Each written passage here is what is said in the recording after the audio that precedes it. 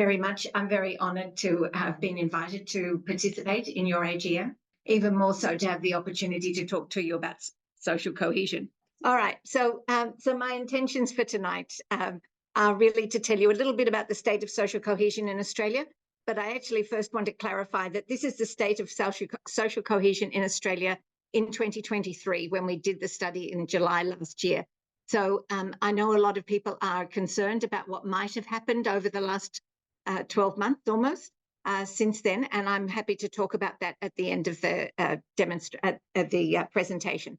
But in the meantime, I'll talk about what the findings were from there.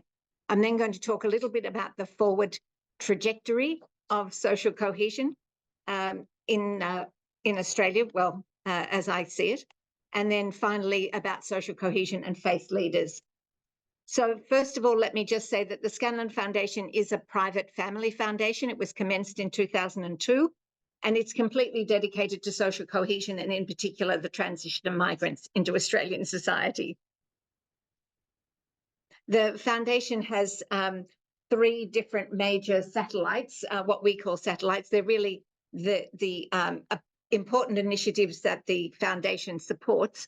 We do lots of granting, but in actual fact, these are 3 large activities that we do: Community Hubs Australia, Welcoming Australia, and the Scanlon Foundation Research Institute. The Institute was created in 2019. We have been, the foundation has been undertaking research since 2007 and annually since 2009. And some of you may well have experienced Andrew Marcus talking about this research. So I'm really just continuing on. Andrew Marcus has retired as the author of the Scanlon, the Mapping Social Cohesion Survey and Report. James O'Donnell has taken over from that, and in actual fact, he works here at ANU and lives in Canberra, but he's overseas at the moment, and you invited me, so I'm more than happy to come and talk to you about this. As the home of social research and this particular type of research that we do, it is the only research of its kind anywhere in the world, in actual fact, and it is completely independent. We don't receive any government funding or any funding from anywhere else other than from the foundation. And we, the last survey that we did has 7,500 respondents, and it is completely indicative of the population. So it's a very rare asset that Australia has, and as a result, we often get asked to do other projects for the Australian government, such as the Australian Cohesion Index, which was produced in 2023. We've done projects on refugee integration. We did that in 2023 and are doing another one in 2025. And we've just completed a project on strengthening democracy, which you can also find on our website if you're interested, and I'm happy to answer questions about that. So social cohesion, if you want a shorthand for us, is the willingness of members of society to cooperate with each other in order to survive and prosper. And I'm sure that resonates with everybody here as a way of thinking about the way we want our communities to work. We look at 5 different domains of social cohesion. So in the work that we do when we're doing the survey of mapping social cohesion, we ask 90 questions around social cohesion. Any other survey probably asks 1 or 2. We ask 90, and they cover these 5 domains. So they look at belonging, they look at worth, they look at social inclusion and justice, they look at participation, and they look at acceptance and rejection. So I'm sure you can read what the definitions are of those and what the areas are that are covered by that. So I won't necessarily repeat everything that's there on the screen. One of the things I do want to bring your attention to, because a lot of people have been mentioning it recently, is this is the index of social cohesion. So we take a group of questions from the survey, about 15 questions, and they are sort of an analytical piece of social cohesion that comes as a result of the questions. And we track that as a very simplified shorthand way of looking at social cohesion. You can see from this graph that essentially it is declining somewhat, but it's not that far off where it sort of generally is tracking in the same direction most of the time.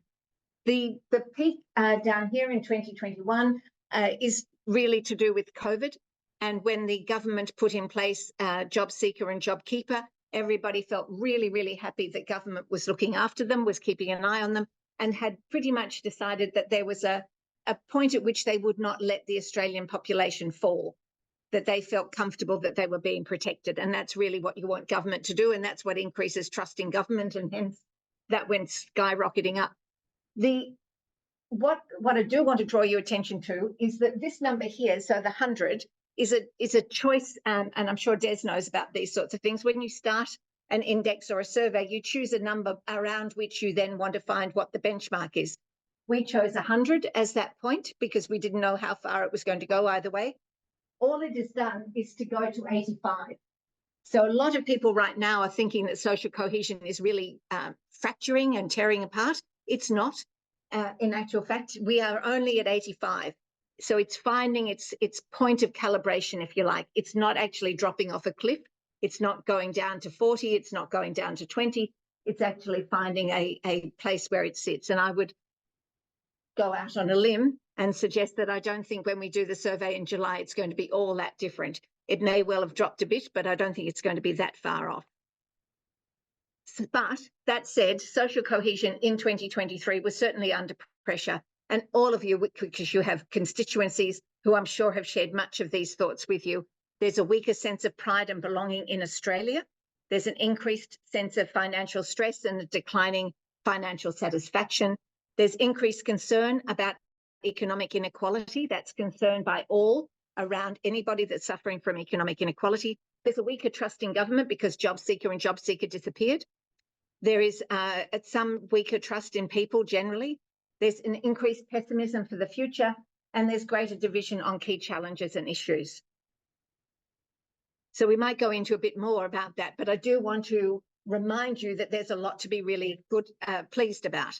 We remain incredibly connected and engaged in our local communities, with more than 8 in 10 people having neighbours that will help and people that they get along with, and 55% are actively engaged in social community or civic groups. We continue to really value multiculturalism and the relationship with First Nations Australians and the contributions of immigrants to Australian society, with nearly 9 in 10 people saying that they agree that multiculturalism has been good for Australia. And we're committed to democracy and engaged in our political system. So you can see here that more than 9 in 10 people think democracy is fairly or very good for Australia. So lots of things to be really positive about. When the very first question that we ask in the survey is, what do you think is the most important problem facing Australia today? Not surprisingly, you can see that COVID was important and now has dropped off completely, but the economy continues to be the number one thing, and it almost always has been.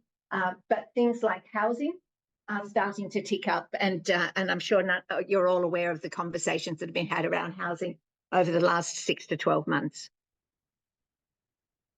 I want to just get a bit deeper around financial hardship. You'll see here that about the number of people that are dissatisfied with their financial situation, the number who describe that their financial situation is poor, they're struggling to pay bills or just getting along, has increased from 31% to 41%.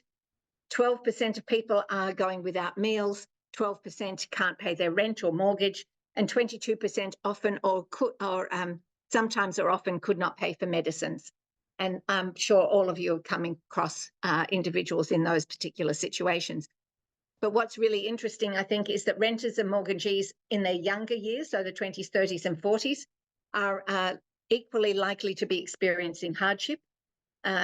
Single parents, group households and people living alone are also experiencing particular hardship, with 2 in 3 single parents are saying that they're just getting along.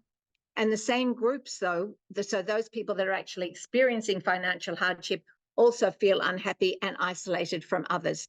And that certainly occurs more at the younger end than at the older end.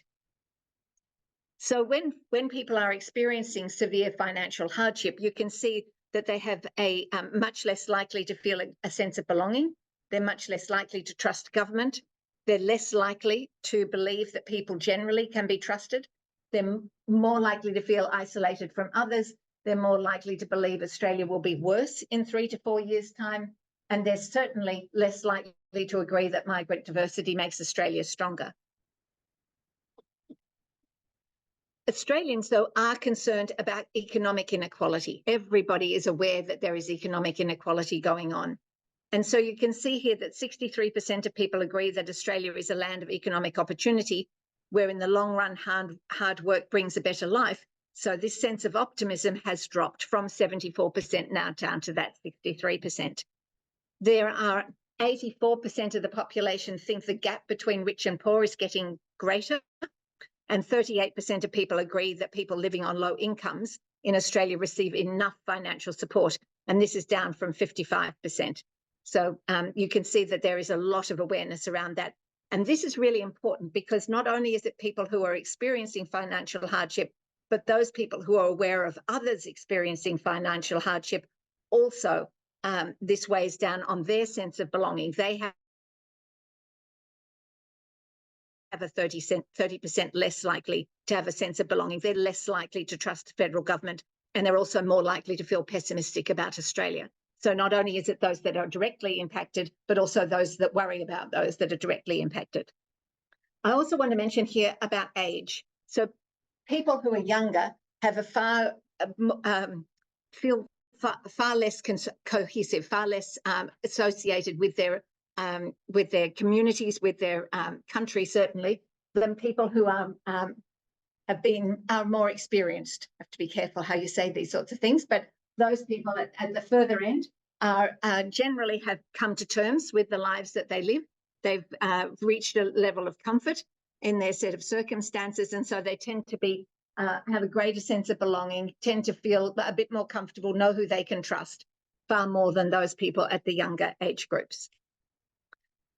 Here again, this is really just showing you exactly what happened during COVID and how important it is for people to feel that others around them are actually caring about their set of circumstances. This relates to people's sense of what the government can do and institutions can do to support them. So during COVID, where we had, as I said before, the JobKeeper and JobSeeker, this great sense of inclusion went up dramatically. How do you think the government in Canberra can be trusted to do the right thing by Australian people? Well, again, you see the COVID bump is there, but in actual fact, people have had some concerns about the government in Canberra in one way or another for quite some time. But clearly we are dropping back down again to generally a level where most people feel, they can trust government maybe about some things, but not necessarily others. And you'll see here that this distrust in the political system is something to be concerned about, with 41% of people thinking that the system of government in Australia needs major change or should be replaced, which is, considerably higher. 84% of people, which I think is particularly concerning, think government leaders abuse their power at least some of the time. And 36%, which I found quite surprising, also believe that only 36% of people agree that Australian elections are fair. So what we have a job on our hands is to help people trust in institutions, trust in systems that we've got within Australia, because trusting in systems and institutions is an enormous part of building that sense of social cohesion. Here you can see this is where this points out to people who are pessimistic about Australia's future and people's sense of trust, whether or not other people can be trusted. You can see both of those. One is on the way up, the pessimism's on the way up, and the people's sense of trust in others is somewhat declining.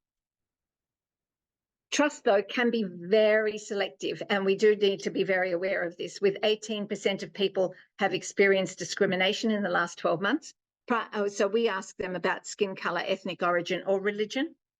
58% of people hold negative attitudes towards migrants, particularly those in India, those from India, China, Ethiopia, Lebanon, Iraq and Sudan. So we ask about specific countries rather than regions or more expansive areas, if you like. 27% of people hold a negative attitude towards Muslims, and 16% hold a negative attitude towards Christians. The attitudes towards Muslims is quite interesting because it was 40% and it's now dropped down to 27%. So that is a very good thing, that people are becoming far more comfortable with that.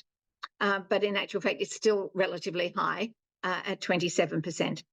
And 62% of people believe that racism is a big or fairly big problem in Australia.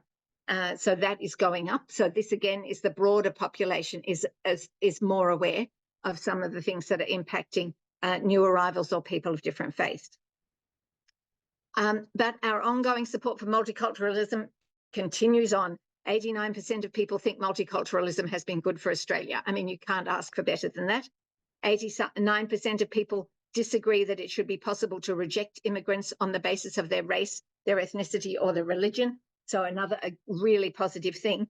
But we also need to be aware that 78% of people disagree that immigrants take jobs away. So another thing to be really proud about. But at the same time, 94% of people agree that someone who was born outside of Australia can be just as good a citizen as somebody who was born here. So all of those are incredibly important things to remember and to bear in mind in the future. I put this up because our relationship with Aboriginal and Torres Strait Islanders after the Voice referendum, a lot of people thought that this was a problem and were very concerned about that issue because there was the real collapse in support. But in actual fact, 86% of people agree that Australia's relationship to First Nations peoples is very important, including 62% of those who strongly disagreed with the Voice and 79% of people who just disagreed. So where you might have thought that the division with the Voice actually had to do with people actually thinking negatively about people of Aboriginal Torres Strait Islander background, that's not necessarily what it was. And it had far more to do with the structure of the question that was being asked than it did actually about people's views to do with First Nations people overall. Oh, hang on. I think I missed one. There we go. So this I think is a really important thing to focus on, which is when we ask people, my local area is a place where people from different national or ethnic backgrounds get on well together. And it's just astonishing, right? So people in their neighbourhoods like each other. They get on well together. They are really comfortable with who people are. They trust people in their local neighbourhoods. 82% of people think that within their local area is a place where everybody gets on well together. You couldn't ask for better than that. And it's consistent, right? I mean, it's just got better, really, in some respects. We do have incredibly active intercultural relations. 81% of people have 2 or more close friends from different national, ethnic, or religious backgrounds, and 40% have 5 or more close friends. This is what social cohesion is all about. This is about familiarity amongst the people that we mix with, and we're mixing with people that are different to ourselves. The interesting one is that 38% of people agree that ethnic minorities should be given Australian government assistance to maintain their customs and traditions. So that is a relatively low number, and it tends to come to do with allocation of funds, government funds, and where they should be placed. So there's probably a strong view that people think it's fine for people to maintain their own customs and traditions, but if you're going to choose between whether or not my streets are going to be clean or whether or not my education is going to be good, then I'm going to rethink whether or not that's where the money should go to. Here you can see that community and civic participation continues to be relatively strong. People are supporting their community groups in the last 12 months, their social or religious groups, their civic or political groups. And of course, interestingly enough, this is unpaid help outside the household. So for lots of people of different religions, their sense of duty to what they should be doing is not necessarily counted in their minds as volunteering. It's just duty. It's just what you do. You actually get out there and you work with your community, and then that's just part of your life, rather than it being a formalized sense of, oh, I'm doing something extra. This is just what you do. So now comes the interpretation side of things. So what will social cohesion look like in 5 years? Well, it depends. Will there be changes, for instance, in trust? Will people grow in their trust in government, in institutions, in people, and continue to trust in their neighbourhoods? Will the economic inequality change? And I talk about perceptions versus reality. Reducing the gap is going to take time in regard to inequality, and I have no magic wand to figure out exactly how that happens. But if we do not instill in people a sense of optimism and hope about their future, then there is absolutely no way you're going to change their views about their own future and what their contribution to Australia is actually going to mean. So we need to continue to build that sense of optimism and hope. Leadership narratives. We need leaders. It's a bit interesting saying this from Canberra. Anyway, we need leaders that are actually going to talk about things that bring people together rather than try and divide people, and hopefully trying to get some clarity around truth versus lies versus what's personal interpretation. And so there's a whole lot of work that we've done in the strengthening democracy space on where people are getting their news and what politicians talk about and what news media talks about. I haven't necessarily mentioned it in here, but I can talk about it later if you like. The media is clearly an issue. It is very partisan. It does tend to perpetuate mis or disinformation, and I do mean social media as well as mainstream media. And there is an international influence to all of that, which is concerning to everyone. Resilience. Are we going to actually be able to build resilience? Are we going to be able to build critical thinking into the minds of our children as they grow up? Are we going to be able to help them differentiate and question the things that they're being confronted with? Are we going to build civics education within our schools, and particularly into our high schools? And democratic participation. Right now, lots of people are taking advantage of things that you can do within a democracy. They are out there protesting, and it's an important aspect of what we do and how we do it, and that we allow people to do that. But the question is whether or not they feel that they are actively participating and continue to have a voice, and whether they feel people are listening. And of course, the sense of belonging. There is a difference between national belonging and personal belonging. People feel a sense of belonging within their neighbourhood. They don't necessarily feel a sense of belonging to Australia as a whole. And as a country, we need to grapple with whether or not that matters. And if it does matter, if we actually want people to have a greater sense of belonging to Australia, then what is it that we need to do in order to make that happen? Because they feel very strongly about their neighbourhoods and their areas, their own local areas and their networks, but they're not necessarily thinking that that is a part of being Australian. So now the big question, which is what can faith leaders do to contribute to social cohesion? Commit to a multi-faith society. And clearly, because all of you are here as Religions for Peace, you are actually doing that, committing to a multi-faith society. But we also need to communicate your support for a multi-faith society. Not everybody that's in this, well, I should say there are lots of faith leaders outside of this room that are not necessarily committing openly to a multi-faith community and actually bringing that to the fore and talking about how important that is, especially at the moment.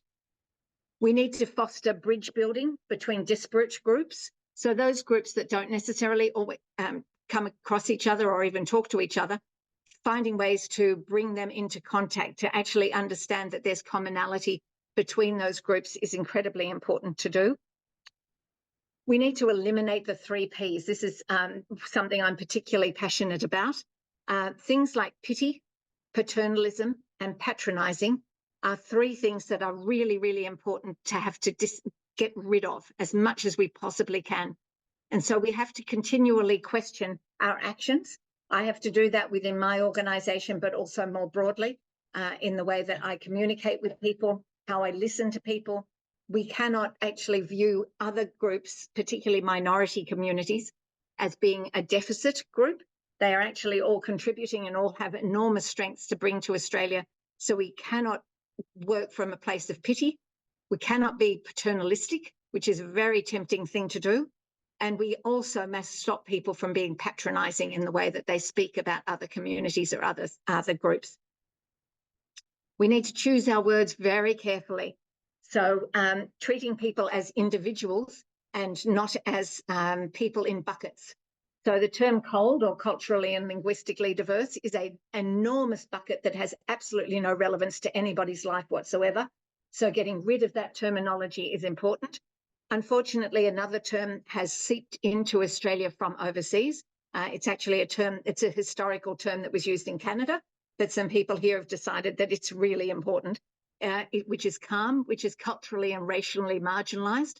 Now, I would like to question anybody who would like to be considered racially marginalised, because most people don't think of themselves as marginalised.